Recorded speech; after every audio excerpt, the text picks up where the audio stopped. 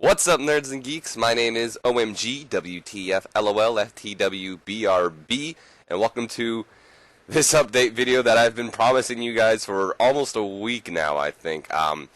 First things first, my apologies for taking so long on this video. If you guys follow my channel, you'll know that I actually recorded this update video before, and I went to upload it to YouTube and everything, but apparently the audio isn't recognized by YouTube anymore or something, so I had to use a completely different recording. I'm using Windows Live to do the webcam, basically, instead of my other thing I used to use the webcam.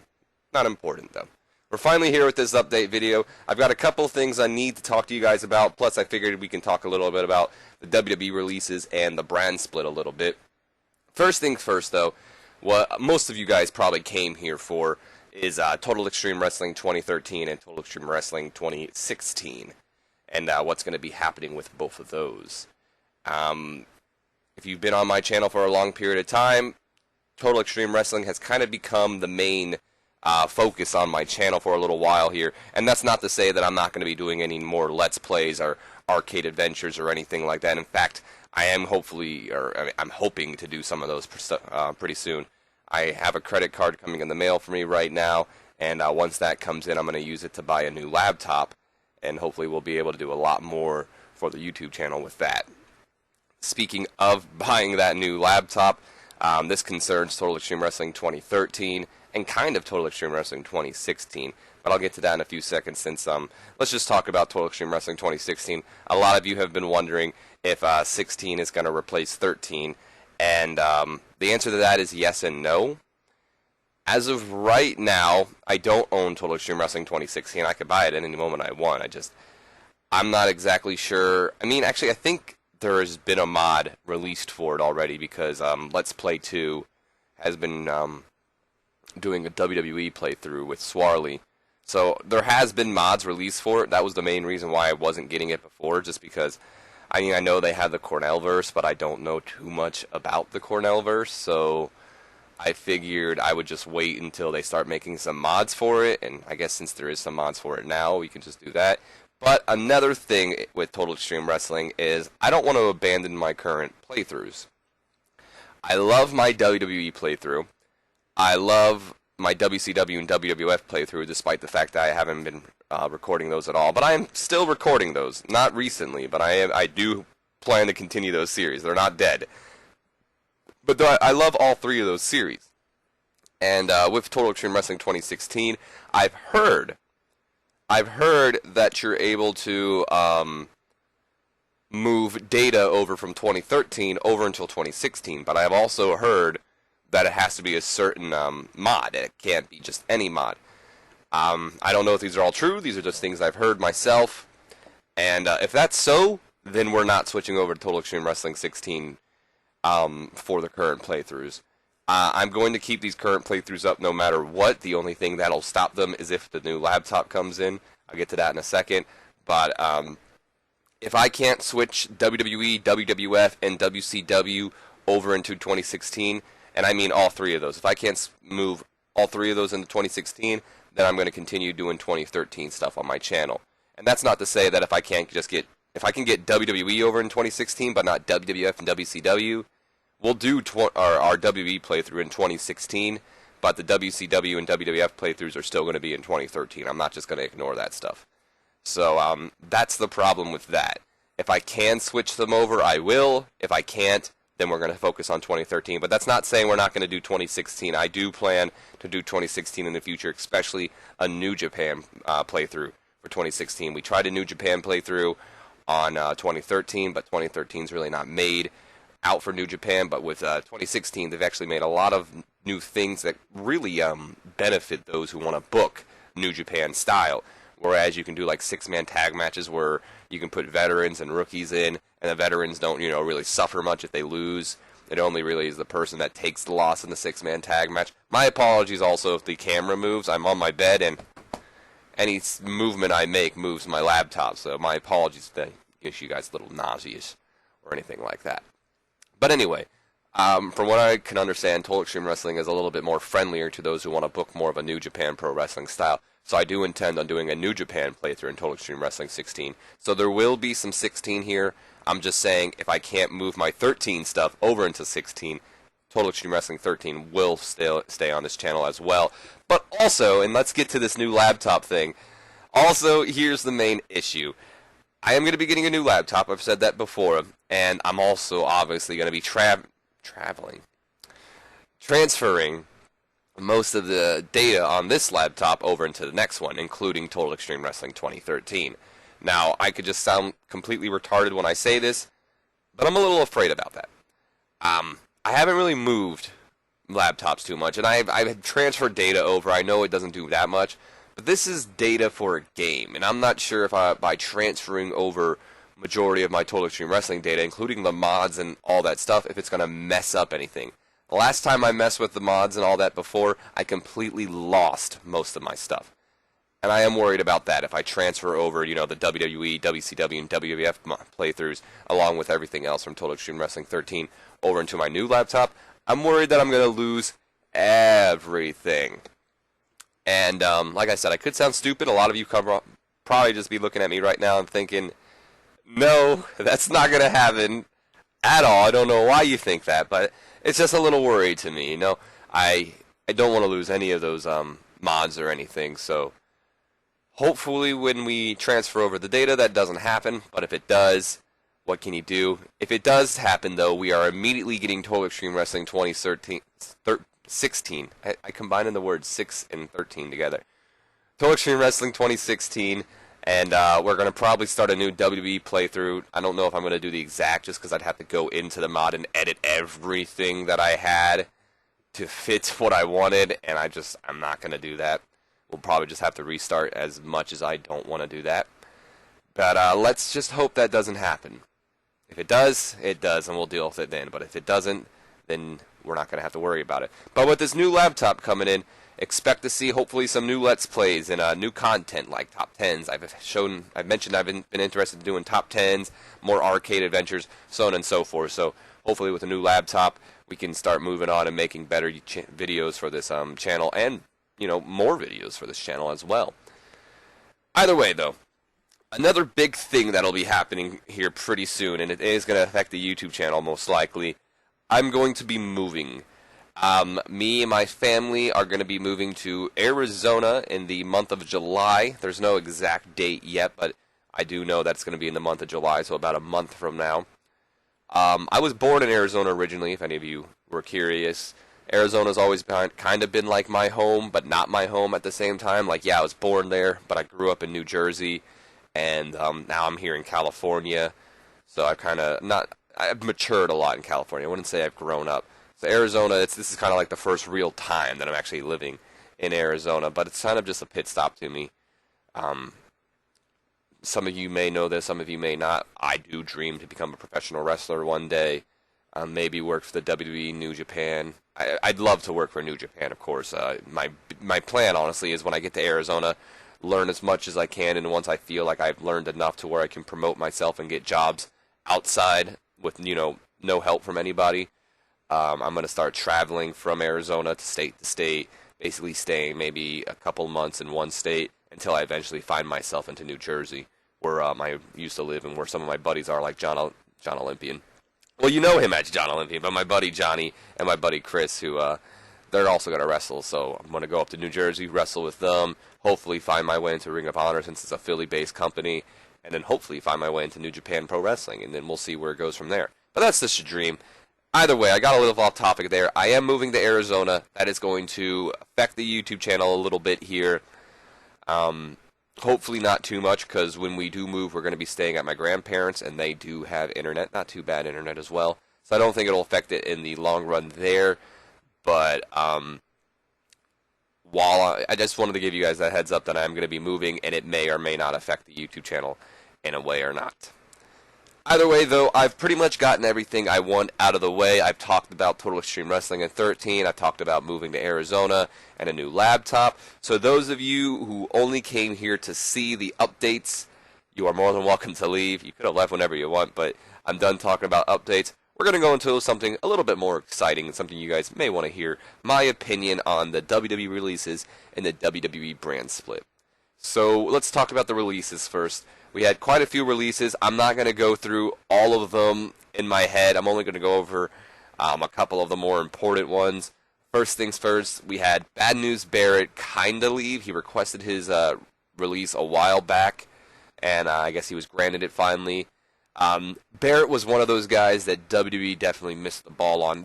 Everyone I've mentioned, I feel they've missed the ball on, but Barrett especially. They haven't had a British-born world champion yet, and he honestly looked like he was primed to be the first ever British-born world champion. They had, sorry, my cat's in here. They had a great storyline for him in the beginning with the whole Nexus thing. They should have just given him the title that early in that match against Randy Orton, but they didn't. There's a lot of missed opportunities. The fact that they never capitalized on the Undertaker match that they were thinking about having with Barrett. A lot of people think that match would have been bad, but I don't think so. I think Barrett and Taker would have been a great match at WrestleMania. The Bad News Barrett gimmick was just, it picked up steam on its own, and they kind of just never let it happen. He looked like he was going to do something after winning the King of the Ring, and that went nowhere. It's just a series of bad luck for Barrett, and I just don't understand why, because he's a great talent. He was good on the mic. He had charisma. He definitely played his part well. It was just they needed to book him a little bit better to make him more believable. They didn't do that, and, well, they lost a great person. Well, not a great person. He might be a horrible person in real life. I have no idea how he is in real life. I haven't heard anything bad. But they lost a great talent in Wwe Barrett, unfortunately. And I have heard that he's actually, he's not retired, but he's taking a break from wrestling right now, so don't count on seeing him in any promotion anytime soon, if those words are true. As far as I know, as far as we all know, he could honestly show up anywhere at a random moment. So the next big release was Damien Sandow, a guy that a lot of people flipped out over when they heard Damien Sandow was released by the company. Damien Sandow, and just like Wwe Barrett, a guy that had almost anything they needed. He could get over with pretty much any gimmick because he was a workhorse. I mean, he got over with the intellectual savior gimmick, which was great. He got over with the, what would be the word for it? The copycat gimmick, I guess. Great. And I wouldn't say he got over with the Mega Powers gimmick, but they didn't really give that a chance. But Sandow had a lot going for him as well, and he was still getting big pops despite not being featured on TV. I remember one time, I believe it was Monday Night Raw, because that's all I really watch. He didn't come out to an entrance. It was back from commercial break, and he was already in the ring, and whoever was there introduced him, Damien Sandow, and the fans went wild, nerds and geeks. It was crazy. And WWE released this guy. I don't understand, especially with the brand split coming up. Maybe they didn't know they were doing the brand split, but Damien Sandow could have definitely, accomplished a lot, and, it would have definitely favored Damien Sandow with that brand split. He would have gotten a lot more attention, I feel. So it's a shame to see him go, but I'm almost certain he's got big things in store for him. I can see Ring of Honor, Lucha Underground, New Japan Pro Wrestling, a bunch of indie places picking up Damien Sandow because he's definitely a misused talent. Next we have Alex Riley. A lot of you may disagree with me here. I know a lot of people don't really care for Alex Riley. I'm not one of them. I always looked at Alex Riley as that guy could have been a star, and I honestly believe that. I think Alex Riley could have been a star. He had the look. He may not have been the most impressive in the ring, but he was solid. He was pretty good in the ring. He was solid in the ring. A solid act. He had decent mic skills, had a look, had a lot of improvement. He was making a lot of improvements on NXT with his new heel gimmick, the Rage gimmick, where he was just basically a bitter veteran, I guess. It was good. I was enjoying it, and the fact that he was released definitely kind of bums me out. But at the same time, I think this is best for him in a way. Who knows? Maybe he can come back into the future of WWE. But I really think that he'll find himself getting jobs outside of WWE as well. He was a great, solid talent that guys like ROH could find him and pair him with somebody if they would like, or Lucha Underground could pick him up. Help, New Japan. I'm going to mention those three a lot. I'm not going to mention TNA, though, because I don't recommend any of these guys going over to TNA. It's just falling down. Either way. So Alex Riley was another one that kind of upset me alongside Damien Sandow and Bad News Barrett. And I can't really think of anybody else but this one, so I guess the other ones don't really matter to me much. I know we saw Hornswoggle and Zeb Coulter and Cameron and Ryback, but whatever. I guess Ryback a little bit, but that's and Leo Kruger, but or not Leo Kruger. That's what I call him, Adam Rose. But those ones don't necessarily come off to me as surprises, and I don't really think of them as missed opportunities. Like, yeah, Ryback could have been something big, but he was never really that great in the ring. I am a fan of Ryback. I don't want to make that it seem like I'm not. I understand that, for one, he probably wasn't the right person to talk about that whole whatever the hell it was, pay raising thing. I mean, I completely agree with what he was saying, but at the same time, it's just like, with the amount of talent WWE has right now, you're pretty expendable, Ryback. You're probably not the right person to talk about this. But then again, if you don't, who will? And Adam Rose, I was on his side because I did think his suspension was unjustified if he did really have a doctor's note like he said he did. But after the whole, beating his wife or whatever he did, it was just a matter of time for Rose. But either way, the biggest surprise to a lot of us was Cody Rhodes. Cody Rhodes wasn't released by the company. He asked for his release from his contract. He wasn't just fired or taken out by them. No, he asked for his release, and he was granted it. Cody was under the Stardust character at the time, a character that a lot of people, and myself included, thought that Cody was actually enjoying. I read somewhere that he didn't want to turn back to Cody Rhodes because his father believed in Stardust, and he wanted to make it work or something. But apparently that's all wrong. Apparently Cody Rhodes hated being Stardust, and he was ready to change, and there were plans for him to change, but they were axed, so to say. So Rhodes requested his release. He didn't want to be a part of WWE, and they granted it. His wife left along with him, and I gotta say, good for Cody Rhodes. He could be another one of those guys who finds his way back in the WWE in the future. He was definitely a missed talent. I do feel he could have been a world champion if they pushed him correctly. I'm not saying he was ever put in a position to be world champion. The only time I could think where he would be remotely close would have been that little bit of a feud with Randy Orton he had when it was like the Rhodes family versus the Authority. That was really the only time I could have seen it happening. But if he was booked into that position, I really think Cody Rhodes would have been able to be a world champion. I think he could have been a star alongside with Alex Riley and Damien Sandow and Barrett. I thought all four of those guys can be a star. But it's not how it turned out to be. Rhodes requested his release, and he's already making pretty big strides on the independent scene. He released a photo of people he would like to face. It was mostly ROH talent, it seemed like. Names on there were like Adam Cole, Dalton Castle, two of my favorites. The Young Bucks, Shibata, that would be an interesting match. There's a lot of names on there. Michael Bennett, Kurt Angle were on there, which is funny because Cody Rhodes has already been booked.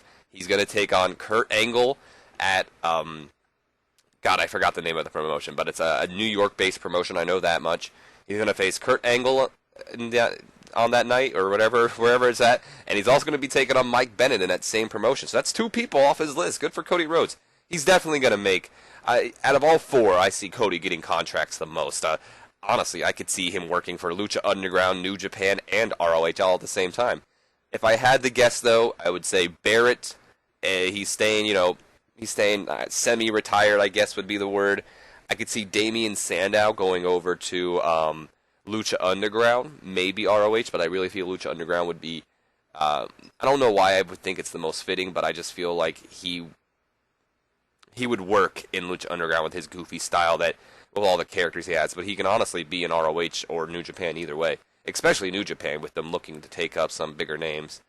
Alex Riley, if anything, I see him going to either New Japan or ROH, maybe working as a team in ROH or being an understudy, kind of like CJ Parker or Juice Robinson in New Japan right now.